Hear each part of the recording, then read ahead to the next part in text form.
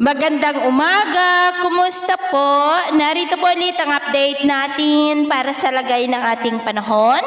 Ngayong umaga po ng March 18, 2026. Sa ngayon po ay walang anumang sama ng panahon sa loob at labas ng ating area of responsibility. Easterlies na o yung mainit na hangin na mula sa silangan o sa Pacific Ocean ang dominanteng hangin na umiihip na ngayon dito po sa ating bansa. At sa atin naman pong long range forecast, wala pong bagyo na nakikita na banta sa ating bansa hanggang sa susunod na 2 linggo ay storm free po tayo. At sa lagay ng ating panahon, ngayong madaling araw ay maayos ang panahon sa malaking bahagi ng bansa maliban lamang sa mga tsansa ng mga isolated rain sa easternmost portion ng Cagayan Valley, Eastern Samar, Abuyog, Diragat Island, Sorsogon at Masbate. At mamaya ay sisikat naman ang araw sa malaking bahagi ng bansa pero may tsansa pa rin ng cloudy skies with isolated rain sa silangan ng Cagayan,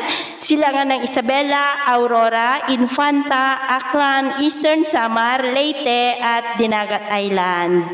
At mamayang hapon, maayos na panahon pa rin ang asahan sa malaking bahagi ng bansa.